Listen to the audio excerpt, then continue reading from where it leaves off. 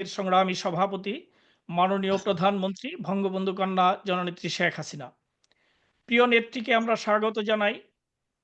সময় বের করে আমাদের আজকের আয়োজনে হলো যুক্ত হওয়ার জন্য কৃতজ্ঞতা ও ধন্যবাদ জানাই। আমি গভীর শ্রদ্ধার সঙ্গে স্মরণ করছি সর্বকালের সর্বশ্রেষ্ঠ বাঙালি জাতির পিতা বঙ্গবন্ধু শেখ মুজিবুর রহমানকে। পরম শ্রদ্ধার সঙ্গে স্মরণ করছি মহিয়সী বঙ্গমাতা শেখ ফজিলাতুন্নেসা মুজিব সহ 15 আগস্টের শহীদদের। শ্রদ্ধার সঙ্গে স্মরণ করছি শহীদ জাতীয় 4 নেতা এবং আমাদের মুক্তি আন্দোলন ও মুক্তিযুদ্ধের বীর শহীদানদের এবং নির্যাতিত মা বোনদের।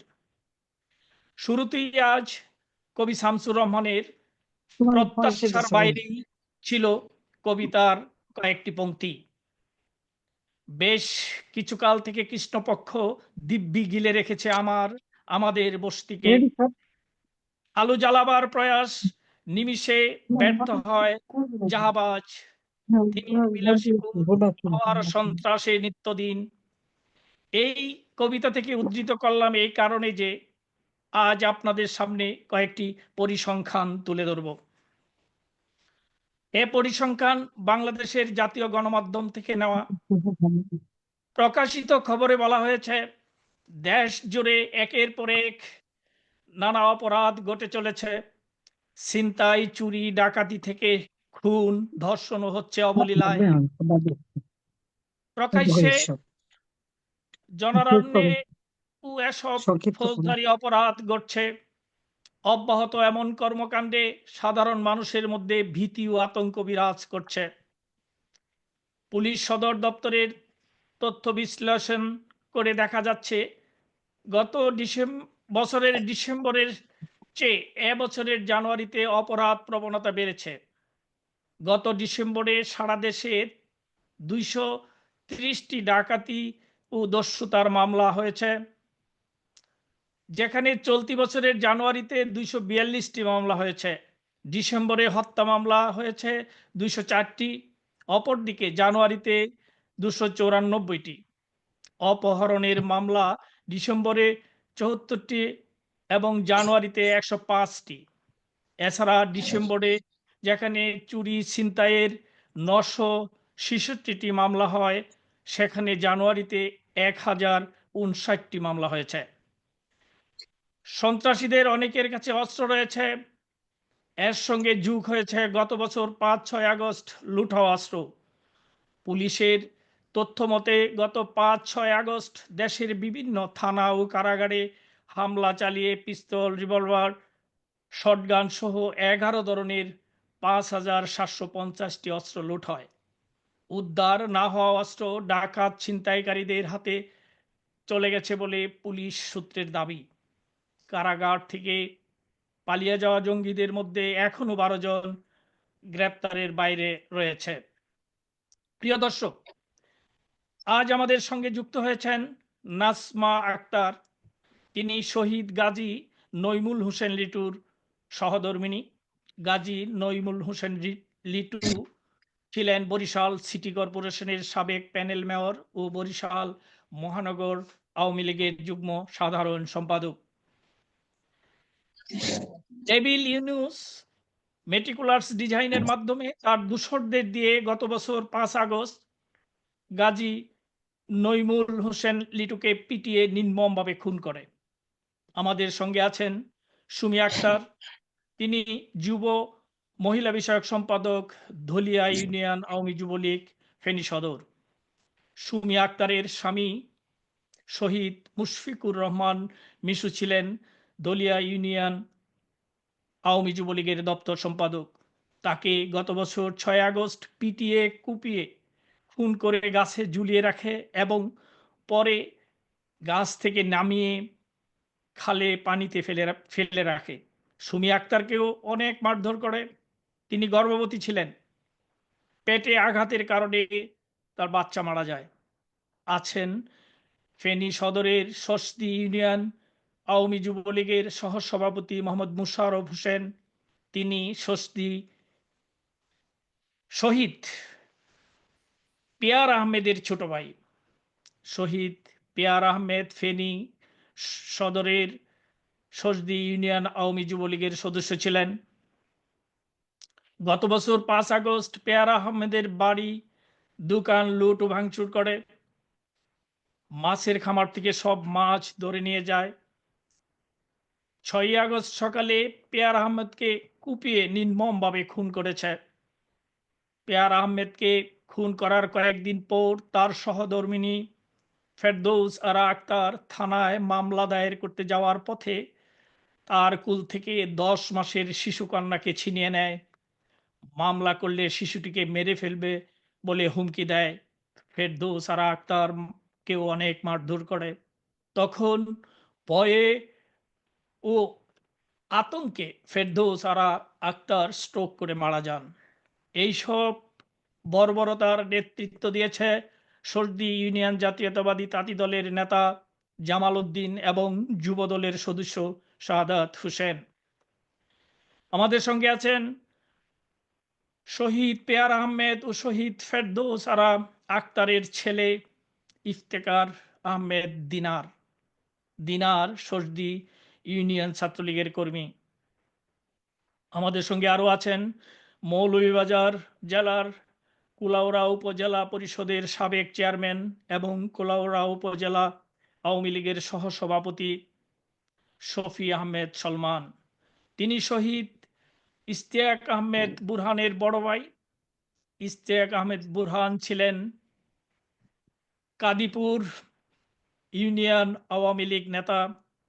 গত বছর 21 আগস্ট রাতে ইশতিয়াক আহমেদ বুরহানকে তার ব্যবসা প্রতিষ্ঠান থেকে হাত চোখ বেঁধে মেজর রিয়াদ ও ক্যাপ্টেন আদনান তুলে নিয়ে যায়, অনেক মারধর করে এবং মুক্তিপণ হিসাবে 25 লাখ টাকা চায়।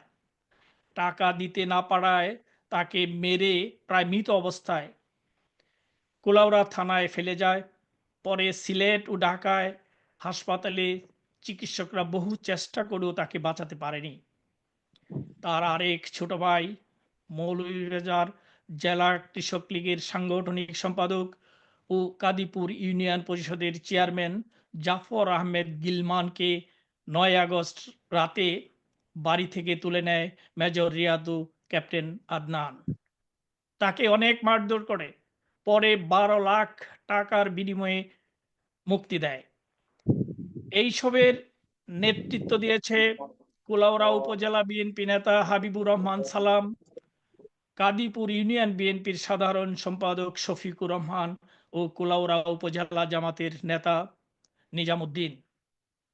আমরা তাদের সবার কথা শুনব। আমাদের প্রাণপ্রিয় নেত্রী আজ আমাদের সঙ্গে আছেন, তিনিও কথা বলবেন তাদের সঙ্গে। তবে শুরুতেই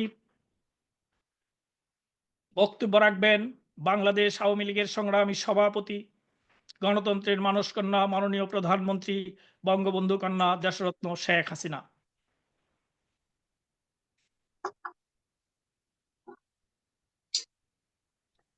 আমি এই দায় মুক্তি অনুষ্ঠানে যারা যুক্ত রয়েছেন, আমি বিশেষ করে যারা স্বজন হারিয়েছেন এবং যে নির্মমতা কাহিনী আমরা শুনলাম, আমি সকলের প্রতি আমার সহমর্মিতা জানাই এবং যারা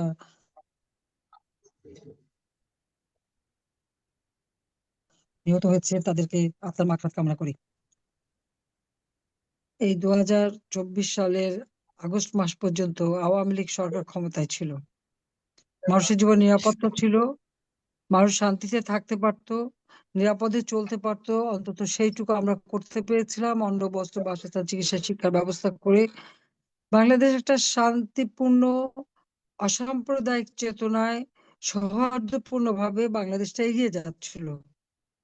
মনে হলো বাংলাদেশের মানুষের এই শান্তি বা এগুলি বোধহয় অনেকের পছন্দ হয় না। গভীর এক চক্রান্তের মধ্য দিয়ে এমন একটা অবস্থার সৃষ্টি করে যে আজকে একজন ক্ষমতা দখল করে আছে সম্পূর্ণ অবৈধভাবে, যার কোনো জনগণের ম্যান্ডেট নেই, সাংবিধানিক কোনো ভিত্তি নেই। সেই সুদখোর, খুনি, জঙ্গি ইউনূস ক্ষমতা দখল করেছে জবরদস্তি করে। আমাকে আর রেহানাকে তো মেরে ফেলারই তাদের প্ল্যান ছিল। 15ই আগস্ট বাবা মা ভাই সব হারিয়েছি।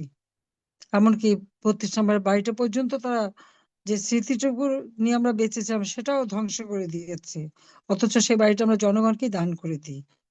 যা হোক, আল্লাহ যেভাবে হোক আমাকে বাঁচিয়ে রেখেছেন, কিন্তু দেশের যে অবস্থা আমি দেখছি এটা সত্যি ভয়াবহ। আমি শুধু এই জানুয়ারি মাসের একটা হিসাব দিচ্ছি। জানুয়ারি মাসে হত্যাকাণ্ড ঘটেছে প্রায় 214টা, তার মধ্যে চুরি হয়েছে 171টা, ডাকাতি সেটাও 100-র কাছাকাছি, অপহরণ 105টা, আর নারী এবং শিশুকে নির্যাতন, ধর্ষণ প্রায় 1440টির মতো ঘটনা ঘটেছে। এখানে কি সরকার আছে? সেটাই প্রশ্ন। সরকারের কাজ হলো শুধু অর্থ সম্পদ লুট করা আর আওয়ামী লীগকে হত্যা করা। পিটিয়ে পিটিয়ে আমার নেতা কর্মীদের হত্যা করেছে, পুলিশ হত্যা করেছে, এবং তাদের হাত থেকে সাংবাদিক, সাংস্কৃতিক কর্মী বা সংখ্যালঘু সম্প্রদায়কেও রেহাই পায়নি। সেভাবে তারা পিটিয়ে পিটিয়ে হত্যা করেছে। আওয়ামী লীগের সহযোগী সংগঠনের নেতা কর্মীদের উপরে অত্যাচার, নির্যাতন। আমাদের যারা নির্বাচিত প্রতিনিধি এক কলমের খোঁচায় তাদেরকে ক্ষমতার থেকে বের করে দিয়েছে। এখন বের করে দিয়ে এখন আবার দেখলাম আজকে নতুন দল করবে। আবার এই নতুন দল করার জন্য আবার আওয়ামী লীগের লোকদের কাছে ধর্ণা দিচ্ছে। শুধু ধর্ণা দিচ্ছে না, দলে আসার জন্য আবার ভয় ভীতিও দেখায়, দলে না আসলে ঘরবাড়ি পোড়াবে, ভাঙবে, অত্যাচার করবে, মিথ্যা মামলা দেবে। আর মামলা তো হাজার হাজার, প্রায় 20-25 হাজার মামলা। এই ফেব্রুয়ারি মাসেই তো আমাদের প্রায় 20 থেকে 25 হাজার নেতা কর্মীকে গ্রেপ্তার করেছে, 5 লক্ষের উপর আসামি। এইরকম একটা অত্যাচার, নির্যাতনের আর একটা দুর্বিষহ অবস্থা, এটা সত্যি কল্পনা করা যায় না। অথচ এই সুৎখর ইউনূস ক্ষমতায় আসার জন্য এবং ক্ষমতায় টিকে থাকার জন্য আজকে সারা বাংলাদেশটাকেই একটা মনে হয় যেন কয়েদখানা বানিয়েছে। তারা আয়না ঘর খুঁজে বেড়ায়, এখন গোটা বাংলাদেশে তো আয়না ঘর। যে অত্যাচার, নির্যাতন, কেউ ঘরে থাকতে পারে না, বাইরে থাকতে পারে না, মামলা করতে পারবে না। আর যত মামলা আমাদের বিরুদ্ধে, আওয়ামী লীগের বিরুদ্ধে। আওয়ামী লীগের অপরাধটা কি? জাতির পিতা বঙ্গবন্ধু শেখ মুজিবুর রহমানের নেতৃত্বে এই আওয়ামী লীগ তো বাংলাদেশের জনগণকে ঐক্যবদ্ধ করে দেশ স্বাধীন করেছে। 48 সাল থেকে সেই ছাত্রলীগ বঙ্গবন্ধু শেখ মুজিব গড়ে তুলেছিলেন, আমরা মাতৃভাষায় কথা বলার অধিকার পেয়েছি। আওয়ামী লীগ যখনই ক্ষমতায় এসেছে বাংলাদেশে আর্থসামাজিক উন্নতি হয়েছে, আজকে গ্রাম পর্যায়ে পর্যন্ত উন্নয়নের ছোঁয়া লেগেছিল, কিন্তু এখন একে একে সব ধ্বংস করে দিয়েছে। অর্থনীতি সম্পূর্ণ ধ্বংস, আইন শৃঙ্খলার চরম অবনতি, মানুষের নিরাপত্তা নাই। এই অবস্থার মধ্যে দিয়ে দেশ যাচ্ছে। তবে এইভাবে একটা দেশ চলতে পারে না। এর বিরুদ্ধে সকল জাতি, আমাদের দেশের যারা জনগণ, একসময় আমাদের বিরুদ্ধে যখন নানা ধরনের মিথ্যা অপবাদ ছড়ানো হয়েছিল এবং আমাকে স্বৈরাচার বলা হয়, খুনি বলা হয়, আজকে যদি খুনের হিসাব নেওয়া হয় আর স্বৈরাচারী আচরণ বলা হয়, ওই কেউ তো রাস্তা নামতে পারে না। আমার সময় তো দেখলাম ছাত্ররা 7ই জুলাই থেকে নিয়ে সমানে আন্দোলন করেছে, কই তাদের উপরে পানিও মারা হয়নি, গ্রেনেড, সাউন্ড গ্রেনেডও মারা হয়নি, পিটানো হয়নি। আজকে স্কুল শিক্ষক, মাদ্রাসার শিক্ষক, ছাত্র, শ্রমিক, কেউই তো বাদ যাচ্ছে না। যে নামে তাদের তাদের উপরে অত্যাচার, নির্যাতন, এবং তাদেরকে হত্যা করা, এবং যারা আহত, যখন আহত হয় বা নিহত হয়, আমি তো জুডিশিয়াল এনকোয়ারি কমিটি করে দিয়েছিলাম, কিন্তু সেই কমিটিকে কাজ করতে দেয়নি। যারা আহত হয়ে হাসপাতালে ছিল, আমাদের তখনকার আমাদের যে স্বাস্থ্যমন্ত্রী সামন্তলাল সেন এবং আমাদের প্রতিমন্ত্রী রোকেয়া, প্রত্যেকটা হাসপাতালে গেছে, দলমত নির্বিশেষে যারাই তখন আহত, প্রত্যেকের আমরা চিকিৎসা করিয়েছি বিনা পয়সায়। সকলকে নগদ টাকা দিয়ে সাহায্য করেছি। যারা মারা গিয়েছিল তাদেরকে গণভবনে দিয়ে তার পরিবারকে নিয়ে এসে তাদেরকে সাহায্য করেছি। অথচ এরপরে আমি চলে আসার পরে তো আর কারো চিকিৎসাও হয়নি, সাহায্য তো দূরের কথা। এখন তারা যখন আন্দোলন করে তাদেরকেও বাসে করে নিয়ে অজ্ঞাত স্থানে নিয়ে যায়। আর আওয়ামী লীগের যে এত নেতাকর্মী, সহযোগী সংগঠনের নেতাকর্মী গ্রেপ্তার করলো, তারা কোথায়? তাদেরও তো অনেকের খোঁজ পাওয়া যাচ্ছে না। তাদেরকে কোন গুম খুন করে ফেলা হলো কিনা সেটাই সন্দেহ। যাই হোক, আমি আজকে আপনাদের কথা শুনতে এসেছি। আমি তো সবসময় বক্তৃতা দিই, আমি আর বক্তৃতা দিয়ে সময় নষ্ট করতে চাই না। আমি আপনাদের মানে আমিও একজন আপনাদের মতনই আপনজন হারা, বাবা মা ভাই সব হারিয়েছি, শুধু আমরা দুটি বোন। তো আপনাদের কথাই আমি শুনতে চাই, এই অত্যাচার নির্যাতনের কাহিনী শুনতে চাই, আপনারা বলেন। আর এটুকু বলতে পারি, ইনশাআল্লাহ বেঁচে যখন আছি, এই বাংলাদেশে আবার আমরা মানুষের অধিকার প্রতিষ্ঠা করব, এবং যারা আজকে এই অত্যাচার নির্যাতন করছে তাদের বিচার বাংলার মাটিতে হবেই হবে। যুদ্ধাপরাধীদের বিচার করেছি, জাতির পিতার হত্যাকারীদের বিচার করেছি, এবং যখন যেখানে জঙ্গি সন্ত্রাসী যা ঘটেছে সঙ্গে সঙ্গে আমরা আমরা বিচার করেছি। বিডিআর সেনা অফিসারদের নিহত করেছে, তাদের হত্যা করেছিল নিহত যারা, আমরা সেই যারা হত্যাকারী তাদেরও আমরা বিচার করেছি। কিন্তু আজকে সব খুনি জঙ্গি সন্ত্রাসী তারা, তাদেরকে কারাগার থেকে মুক্তি দেওয়া হয়েছে, আর কারাগার ভরে ফেলেছে আওয়ামী লীগের নেতা কর্মীদের বিরুদ্ধে। আজকে জঙ্গিদের নিয়ে সন্ত্রাসীদের নিয়ে ওই সুদখোর ইউনূস গরিবের রক্ত চুষে যে মানে অর্থ সম্পদের মালিক হয়েছে, সে আজকে তার রাষ্ট্র পরিচালনা করছে, তারও দিন শেষ হয়ে আসছে। কাজে আমি এইটুকু বলবো যে সবাই ধৈর্য ধরেন, ইনশাল্লাহ পরিবর্তন আসবেই। জয় বাংলা, জয় বঙ্গবন্ধু, বাংলাদেশ চিরজীবী হোক। আহ, প্রিয় নেত্রী, আপনাকে ধন্যবাদ। প্রিয় দর্শক, আমরা শুনবো ইনুসগঞ্জের নির্মম অত্যাচার ও হত্যাকাণ্ডের শিকার বঙ্গবন্ধুর আদর্শের সৈনিকদের পরিবারের সদস্যদের কথা। শুরুতেই কথা বলবেন বরিশালের শহীদ গাজী নইমুল হোসেন লিটুর সহধর্মিণী নাজমা আক্তার। আপা বলুন। আসসালামু আলাইকুম। কেমন আছেন আপা? আছি মা, ভালো। তোমরা জিজ্ঞেস করবো কিভাবে হেল্প, বলতে পারি যে তোমাদের ব্যথা কষ্ট আমি বুঝি, আপনার শরীর তবে স্বাস্থ্য? এর বিকল্প আমি এভাবে আপনার সাথে কথা বলবো তা আমি কখনো কল্পনাও করতে পারিনি আপা। 2024 জুলাই জ্বালা পোড়াও আন্দোলনে আমার স্বামী আহত হয়, গুরুতর আহত হয়। তার পায়ে ইট দিয়ে মেরে সেচ দেওয়া হয়। তারপর তাকে হসপিটালে নেওয়া হয়। সেলাই করে নিয়ে ডাক্তার ওনাকে বললো যে আপনি রেস্টে থাকেন। উনি আর বেড রেস্টে থাকেনি। উনি তারপর দিন থেকেই আবার সেই রাজপথে নেমে গেল। তারপর থেকেই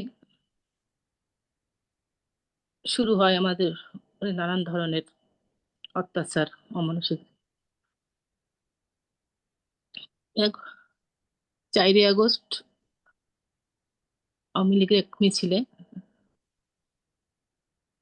আমাদের ওয়ার্ড সভাপতি টুটুল চৌধুরী নিহত, তাকে নির্মম ভাবে কুপিয়ে হত্যা করে মেরে ফেলে। তারপর 5ই আগস্ট আমার স্বামী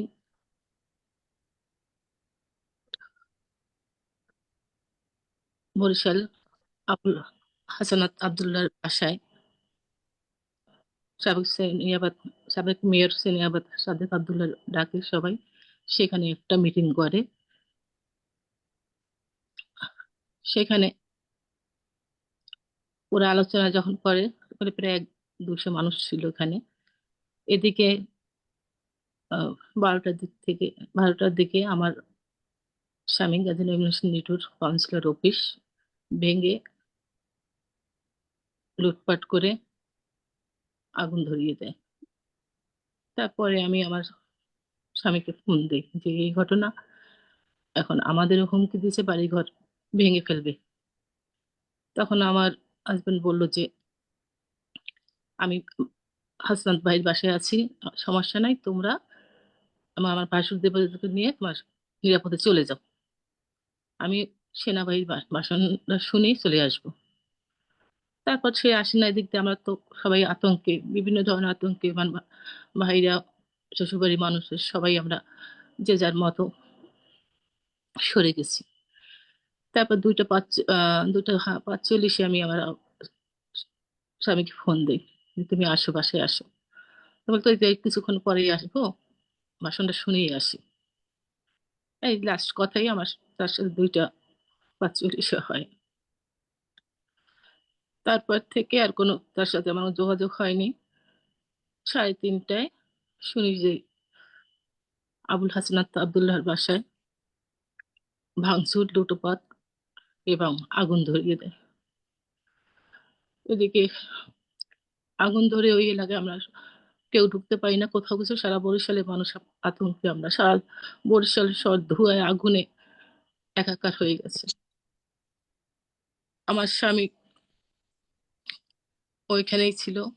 ওইখান থেকে 150 মানুষ, ওরা যে যার মতো পালিয়ে গেছে, যে যার মতো জানালা ভেঙে এসি এসি খুলে। ওইখানে সাবেক মেয়র সেনিয়াবাদ সাদেক আব্দুল্লাহ, তার মিসেস ছিলেন, তার ছেলে ছিলেন, তারাও জানলা ভেঙে বের হয়ে যায়, পালিয়ে যায়। কেউ নারকেল গাছ বেয়ে পালিয়ে যায়। সবাই পালিয়ে যেতে পারছিল, কিন্তু আমার স্বামী সে আর পালিয়ে যেতে পারেনি। আমরা সবার সাথে যোগাযোগ করার জন্য চেষ্টা করতেছি, কোনো কারোর সাথে যোগাযোগ করতে পারতেছি না। এরকম অবস্থায় রাত 10টার দিকে ফায়ার ব্রিগেড এসে, তারপরে আমরা জানি যে এখানে 3টা লাশ পড়ে আছে। একটা পাও নেই, কোপাইয়া তাকে করছে, আর একজনে পিঠে কোপাইয়া আগুনে পুড়েছে, আর একজন, 3জনকে এরকম মেরে, পিটিয়ে মেরে পা হাত কেটে নিয়ে তার আগুনে ফেলে দিয়েছে। সেই রাত্রে ওই লাশের শনাক্ত হয় যে এখানে আবুল হাসনাত আব্দুল্লাহর বাসার কেয়ারটেকার নুরু ওনাকে মারপিট করে পুড়িয়ে দেয়। আর এক যুবলীগের সদস্য মহিন, তাকেও পিটিয়ে মারে। আর একজন ছিল সুশান্ত নামে। কিন্তু এই এটা শোনার পরে আমরা তো ভেবেছি যে হয়তো আমার স্বামীও পালিয়ে গেছে ওদের সাথে, সবার সাথে। তাই আমি এক নেত্রী ওইখানে, মানে আমাদের আওয়ামী লীগের এক নেত্রী, সে আমাকে বলতেছে যে ভাবি, আমি তাকে ফোন দিয়েছি যে ভাবি এই ঘটনা, আপনার ভাইয়ের কি খবর। তাকে তখন সে বলল যে লিটু ভাইকে আমি যতটুকু দেখছি, লিটু ভাই আমাদের 30-35টা মেয়ে মহিলা, আমরা আমাদেরকে দোতলায় উঠিয়ে বলছে যে আপনারা সে আলমারি টেনে দরজা আটকিয়ে দেন, তাহলে তো ওরা দরজা খুলতে পারবে না।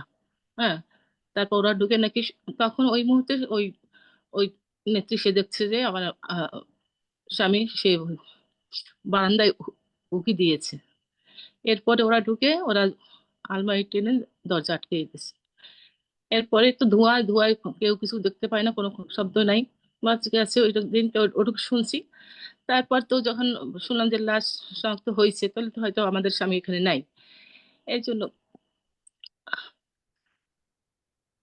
কোন রকম 5 তারিখ রাত্রটা আমাদের গেছে ভয়, খুব ভয়ে আতঙ্কে আমরা 5 তারিখ রাত্রটা শেষ করছি। 6 তারিখ সবার কাছে খোঁজাখুঁজি করতেছি যে আমার স্বামীর খবর কি, কোথাও কোনো খবর পাইনি।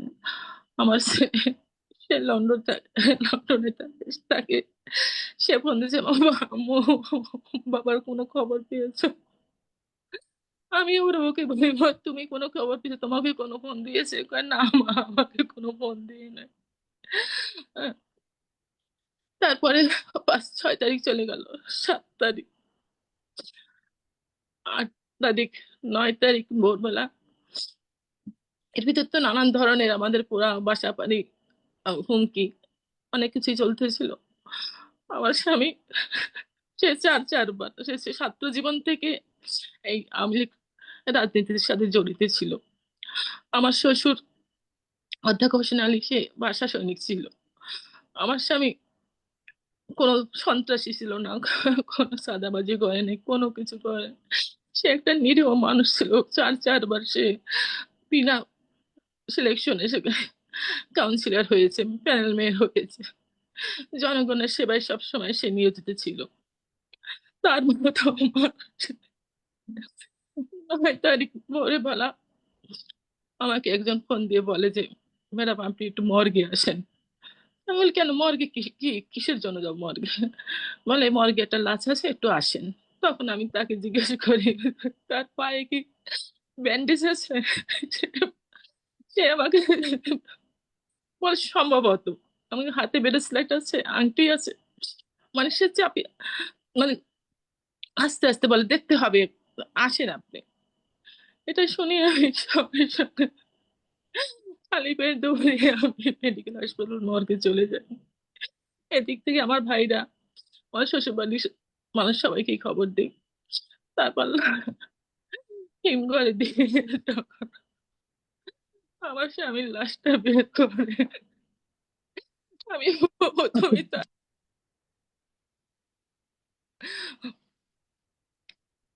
আমি প্রথমে তার পায়ের দিকে তাকাই, দেখি তার পায়ে ব্যান্ডেজ আছে, হাতে ব্রেসলেট, আংটিটাও আছে। তারপর তার মুখের দিকে আমি তাকাই, মুখের দিকে তাকানোর সময় দেখি তার নাকে মেরে নাক ভেঙে দিয়েছে, এবার নাকের পাশ থেকে রক্ত। তাক তাকে মুখে মেরে তার দাঁত, সামনের দাঁত ভেঙে দিয়েছে। পুরে মুখ হাত পা সব কালো হয়ে গেছে।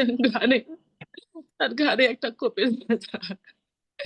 তখন আমার ভাই তার পকেটে হাত দেয়, পকেটে হাত দিয়ে তার ফোন বের করে।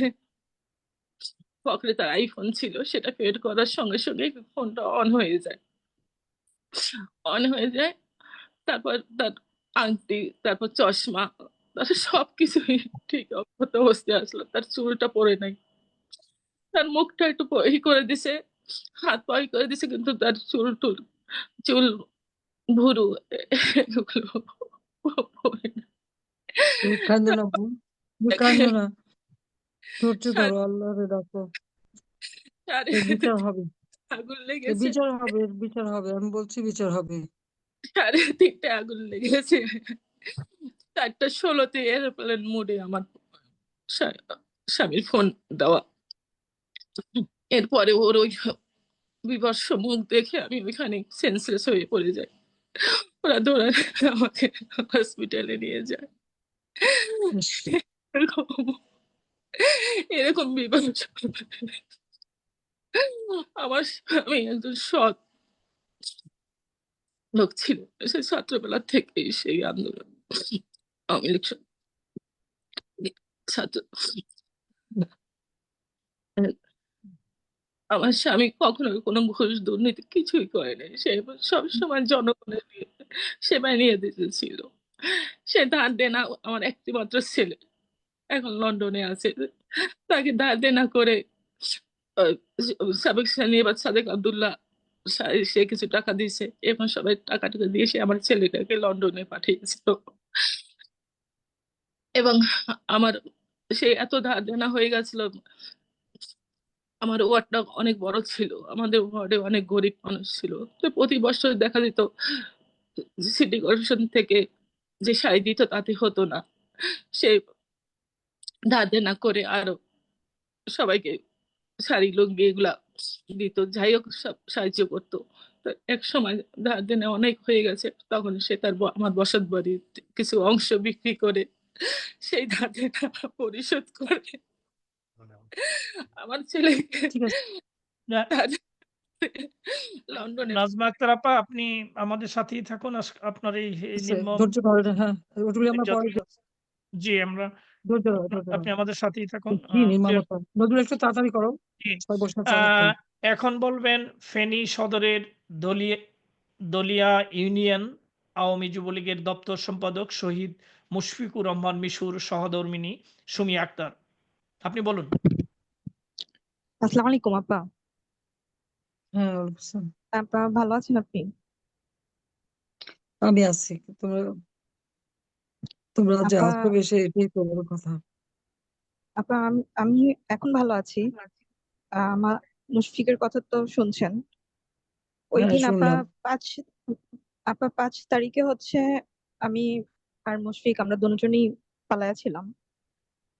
6 তারিখ সকালবেলা হচ্ছে আপা আমরা স্কিপ করার চেষ্টা করছি ওখান থেকে। তো যখন আমরা গাড়িতে উঠে বসছি আপা, তখন হচ্ছে জাস্ট গাড়িটা হয়তো 2 মিনিট কি 3 মিনিট চলছে, তারপর হচ্ছে গাড়িটাকে ওরা ধরে ফেলে। র্যান্ডমলি ওরা প্রত্যেকটা গাড়ি চেক করছিল যে কোন গাড়িতে কে আছে। তারপর ও, যখন গাড়িটা ধরে ফেলার পর যখন গাড়ির দরজা খোলে তখন তো আমাদেরকে চিনে ফেলছে। তো চিনার পর আপা আমি প্রত্যেকটা পার্সনকে ইন্ডিভিজুয়ালি চিনি আপু। তো আমাদেরকে গাড়ি থেকে নামাইলো, নামানোর পর হচ্ছে মুশফিককে গাড়ি থেকে নামাইলো, তারপর হচ্ছে আমাকে গাড়ির ভিতরে আবার উঠানোর চেষ্টা করলো। তা আমি হচ্ছে তখন মুশফিক খুব চিল্লাচ্ছে যে নেমে যাও। তো আমি ওই টাইমে লাফ দিয়ে নেমে গেলাম, লাফ দিয়ে ওর উপরে যেয়ে পড়লাম। তখন আপা এলোপাথালি ওরা পিটানো শুরু করলো, কোপানো শুরু করলো। মানে আমিও যতক্ষণ ছিলাম উপরে ততক্ষণ মুশফিককে মারতে পারছিল না, আমার উপরে যতটুকু পারছে ইস, মারছে। আপা আমার বিয়ে হয়েছে 9 বছর, আমি কনসেপ্ট করতে পারিনি এত বছর। লাস্ট ইয়ার আমি যখন কনসেপ্ট করি তখন আমি 3 মাস প্রেগনেন্ট ছিলাম। আপা সেই দিন যখন ওকে নামাইছে, নামানোর পর থেকে যখন মুশফিক চিল্লাচ্ছিল যে আমার বউকে মারো না, আমার বউ কিছু করে নাই, ওকে যে আমি যখন অজ্ঞান হয়ে গেছি তখন হচ্ছে আবার ওকে মারা শুরু করলো। আবার কিছুক্ষণ পর আমার যখন জ্ঞান আসলো তখন দেখতেছি যে ওকে মারতেছে, আবার যে ওর উপরে পড়লাম, তখন আবার এলোপাথালি কোপানো শুরু করলো। মানে কি বীভৎস। ওখানে যতগুলো পার্সন ছিল, মানুষজন আপনার নামাজ পড়ে বের হইছে, প্রত্যেকটা পার্সনই আমাদেরকে চিনে। আমি যেহেতু ইউনিয়ন পরিষদে জব করতাম, মুশফিক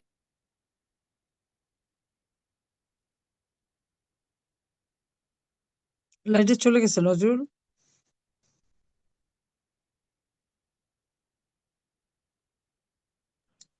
তিনি মনে হয় ডিসকানেক্ট হয়েছেন, যদি আবার উনি আসুক। এখন আমরা যাচ্ছি ফেনী সদরের সসদি ইউনিয়ন আওয়ামী যুবলীগ নেতা শহীদ পেয়ার আহমেদের ছোট ভাই মোহাম্মদ মোশাররফ হোসেনের কাছে। মোশাররফ হোসেন, আপনি বলুন।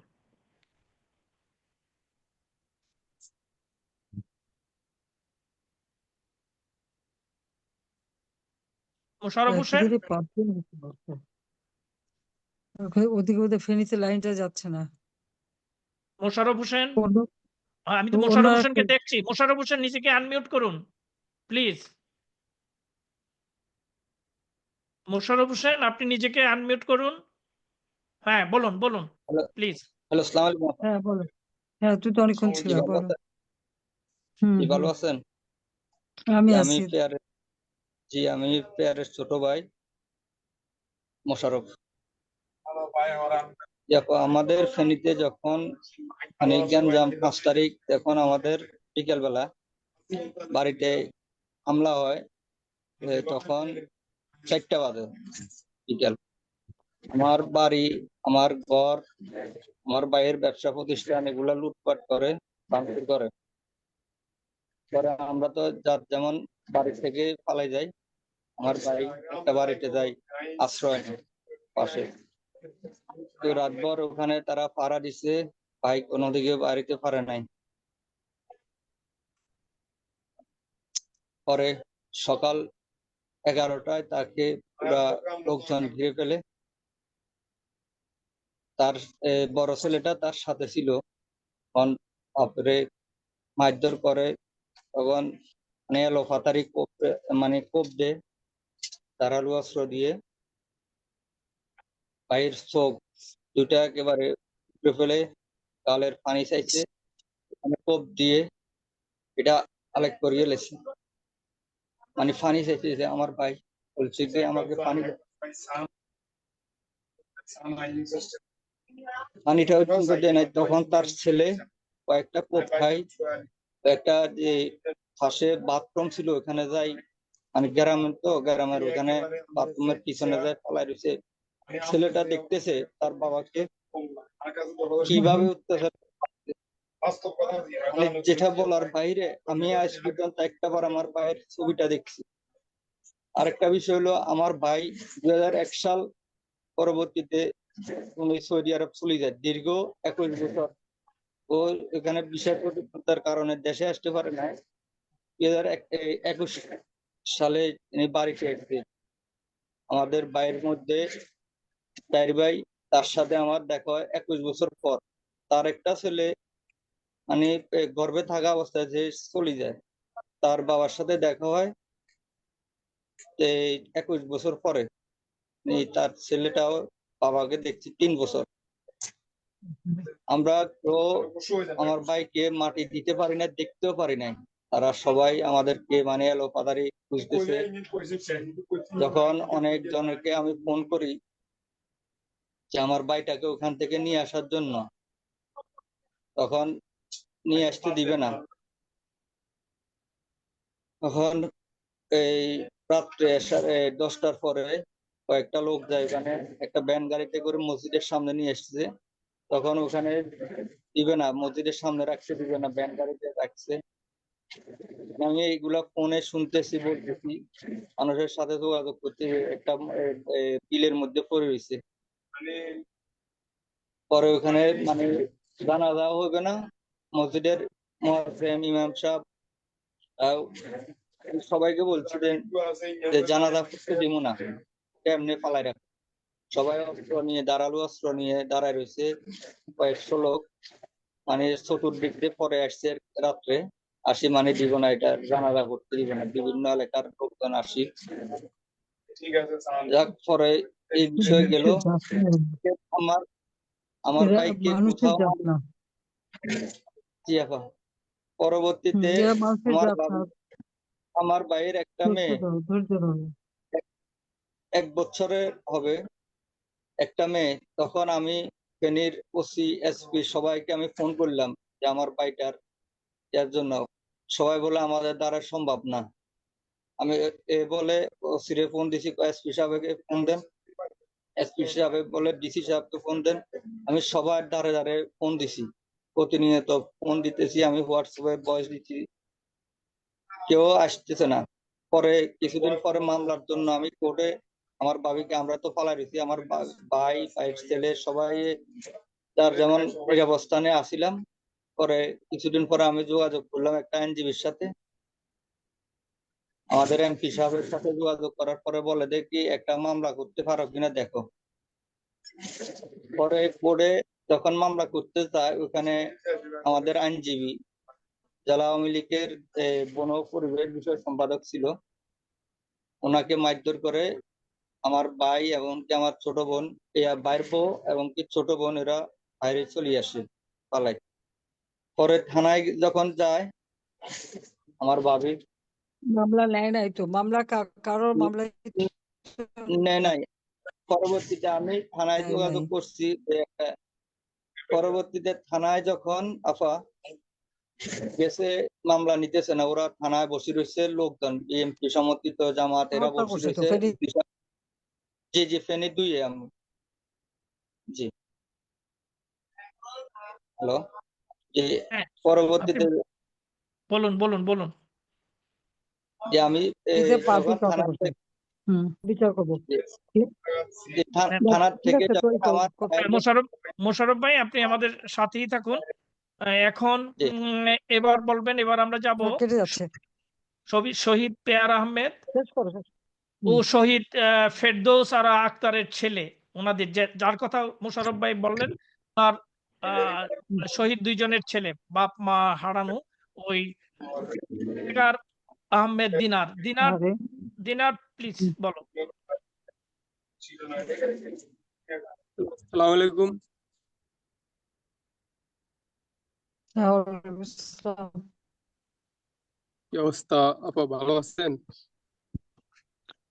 আমি আছি তোমার মতনই, এরকম বাপ মা ভাই সব হারানো, তোমার কষ্টটা আমি বুঝি। কি আপা, দীর্ঘ 21 বছর পর আমি আম্মুর গর্ভে ছিলাম, ওই সময় আব্বু চলে যায়। দীর্ঘ 21 বছর পর আব্বুকে দেখলাম। এই 3 বছরের মাথায় 5 আগস্ট ইস, আব্বুর দোকানপাট, ব্যবসা বাণিজ্য সবকিছু লুটপাট করে এবং কি আমাদের ঘর বাড়ি ভাঙচুর করে। তখন আব্বুর সাথে আমার ভাই আর আমার ভাই ছিল, তারা এক ঘরে আশ্রয় নেয়। ওখান থেকে 6 আগস্ট 11টার দিকে তার আব্বুকে নির্মম ভাবে কুপিয়ে হত্যা করে।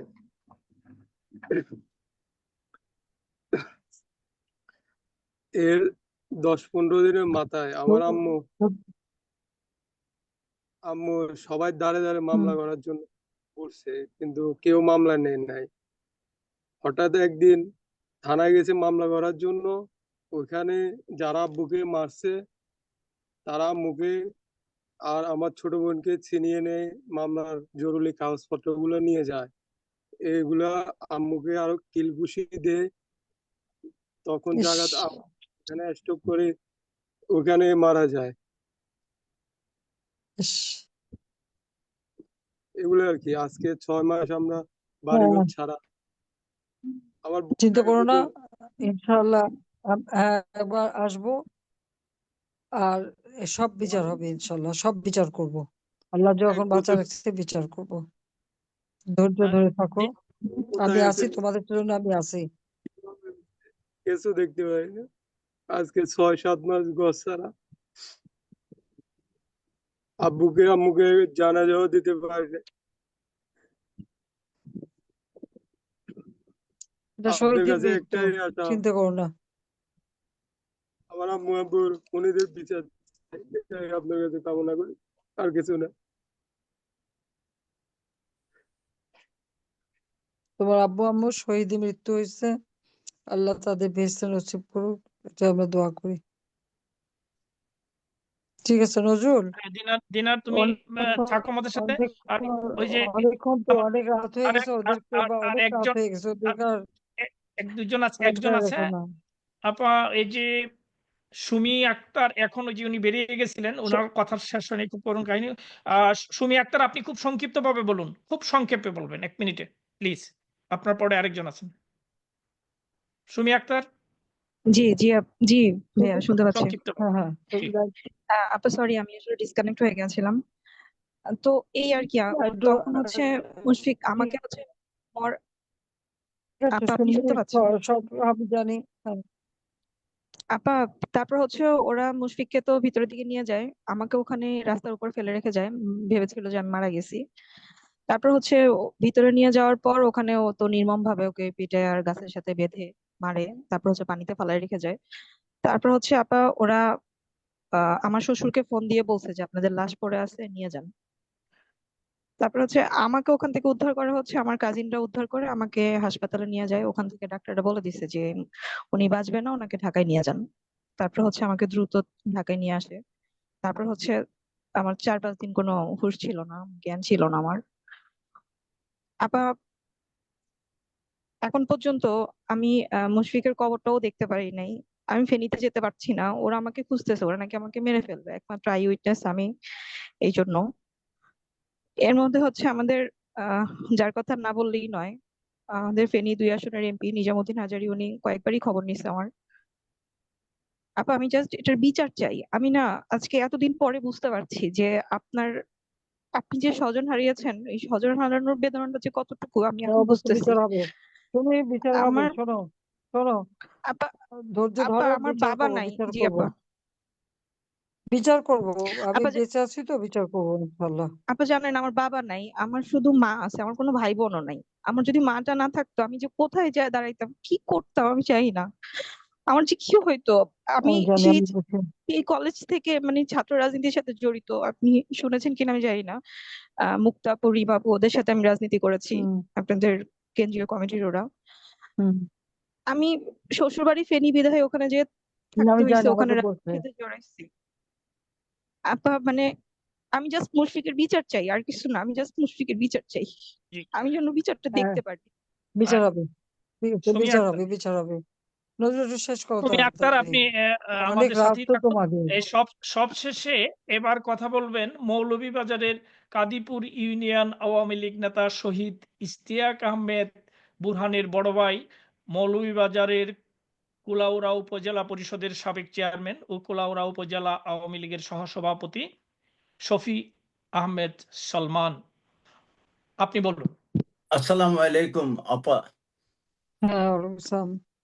আপা, আমি শফি আহমেদ সালমান, কুলাউড়া উপজেলা আওয়ামী লীগের প্রথম সহসভাপতি এবং উপজেলা পরিষদের সাবেক চেয়ারম্যান। আমি 27 নভেম্বর 2023-এ পদত্যাগ করে জাতীয় সংসদ নির্বাচনে নাদেল সাহেবের সাথে প্রতিদ্বন্দ্বিতা করি। আমি আপনাদের প্রেসিডিয়াম সদস্য সৈয়দা জেবুন্নেসা হকের আপন বোনের ছেলে। আপা, আমার বুক ফেটে চৌচির হয়ে যাচ্ছে। আমি একাধারে 20 বছর ইউনিয়ন পরিষদের চেয়ারম্যান ছিলাম। আমার 2 ভাই, বড় ভাইও চেয়ারম্যান ছিলেন, মারা গেছেন। ছোট ভাই চেয়ারম্যান, তাকে কি পরিমাণ নির্মম নির্যাতন করছে এগুলো এই যে বিএনপি জামাতের ক্যাডাররা বাসা থেকে ধরে নিয়ে আগস্টের 9 তারিখ রাত্রে সে পালিয়েছিল, কিন্তু ওই জায়গা থেকে ধরে এনে মারছে। রাত্রে 15 লক্ষ টাকা মুক্তিপণ দাবি করে পরে আমরা দূর থেকে বিভিন্ন ভাবে ধার কর্য করে 12 লক্ষ টাকা দিয়ে তাকে উদ্ধার করি। আমরা ভাবছিলাম হয়তো আমাদের বিপদ চলে গেছে।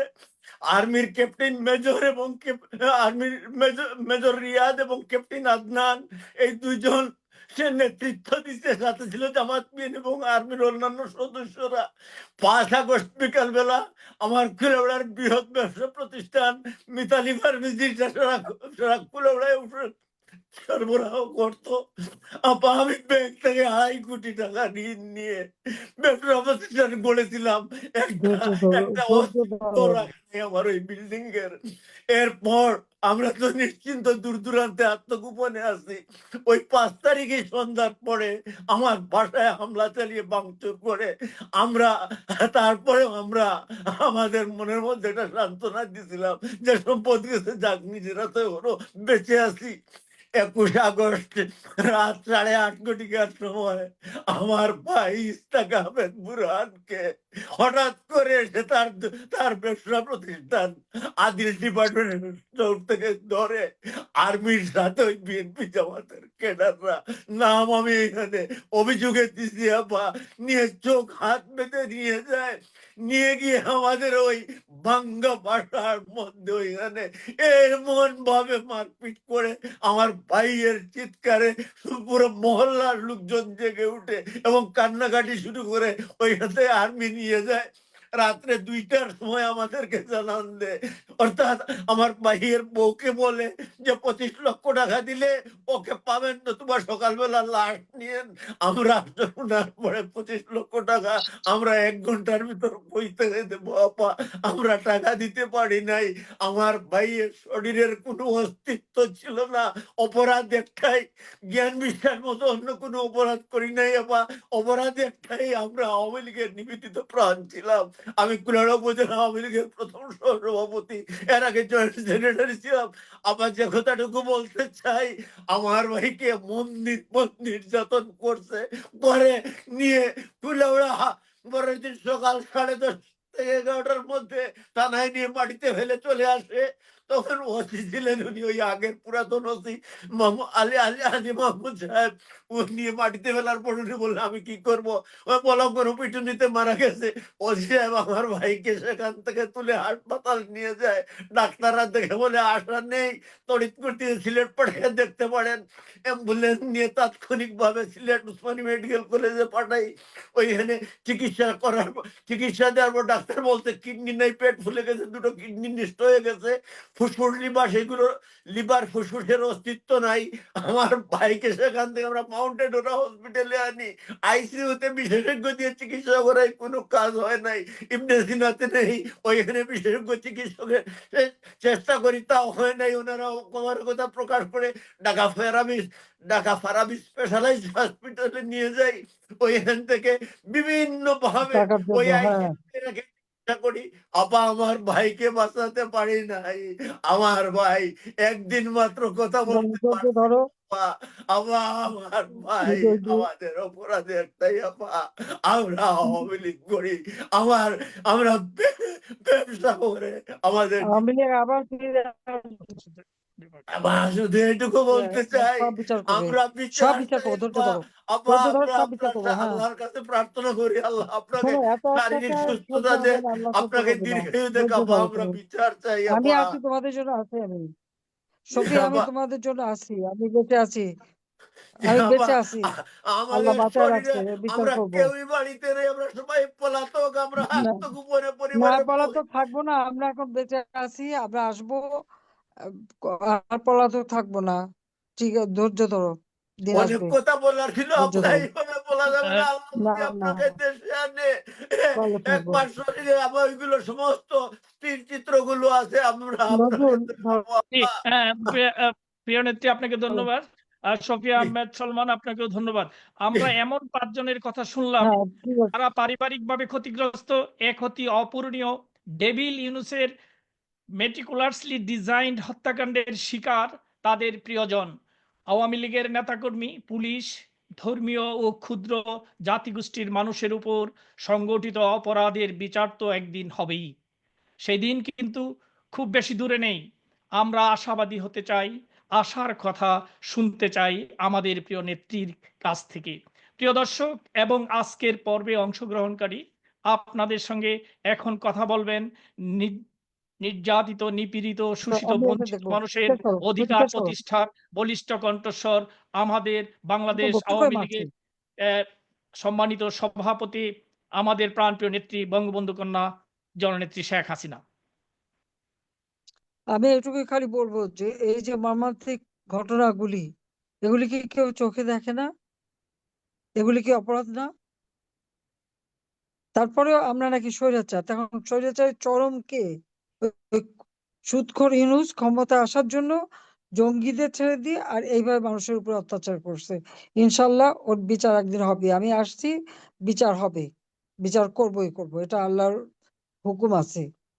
কাজে এদের এদের ছাড় দেওয়া হবে না, এটুকু খালি বলতে পারি।